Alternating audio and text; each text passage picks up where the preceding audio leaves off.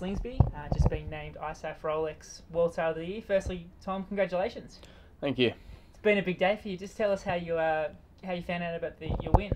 Yeah, I was told that a representative from ISAF would give me a call and ask me a few questions about my year and how it went, but instead I got a call from Prince Frederick, and in the background you could hear a crowd sort of pretty loud and roaring, and he said, "Oh, why do you think they're roaring?" And I said, "Oh, I'm not too sure." And he said, "Oh, they're roaring because you're the new ISAF World Sailor of the Year." So it was a pretty amazing feeling.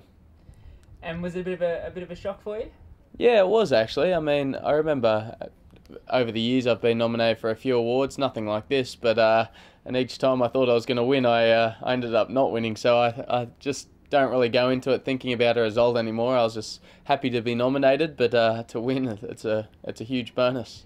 Now, obviously, a lot of people were expecting you were going to be in Athens, but here you are in Perth. What happened? There's an electrical storm that came through Sydney, and it ended up forcing the inbound flight that I was going to catch over to Brisbane instead of Sydney. So we had no plane there, but it was okay. In the end, I ended up coming over here. It was a bit of a bummer to miss the awards, but in the end, I got the right result. And it was bright and early this morning. A nice way to start your day? Yeah, it was early, but yeah, I definitely was on a high all day. But yeah, I'm starting to hit a wall a bit now after a lot of interviews, and I did some training today, so I'm starting to come down now. And what brings you to Perth? I'm here for the test event, the World Championship test event. And it's a great way to test yourself before the Worlds next year. We've got a lot of good sailors here who are trying to practice in the Worlds venue, and so hopefully it'll be a competitive week, and we've got some of the best sailors here, so it should be good. And as you said, you got a little bit of a training session in today. How are you feeling after that? Yeah, I wasn't great out there today, and had a lot of my mates saying that they want to tack on the new World Sailor of the Year and beat up on me, and they definitely did that, and that's all right as long as I get them at the right times.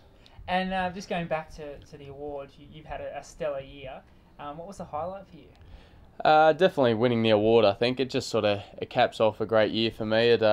And it's great to be recognised for all the hard work I've put in over the last year, and over the last 10 years really. But it's sort of peaked this year, and yeah, also winning the world title, the world championship with John Bertrand's amazing. Like he's a real mentor to me, and also Doggy, who's also a mentor. They really helped me out on and off the water with my career and everything that goes into being a professional sailor. So winning that, but also winning a Laser Worlds again, just to prove to myself and to everyone that I'm not finished yet, and I can come back and I can still win world titles. And so there's no real standout with the sailing, but it was just all around a really good year.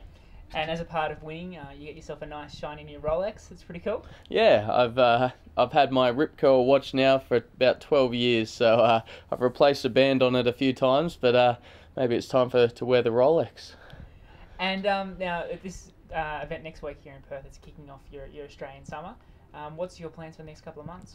I've got a pretty busy next few months, busy Australian summer. I've got next on my agendas, I've got 3 laser events. I've got the Perth Test event, South Sydney and South Melbourne, and that'll finish up mid to end of December.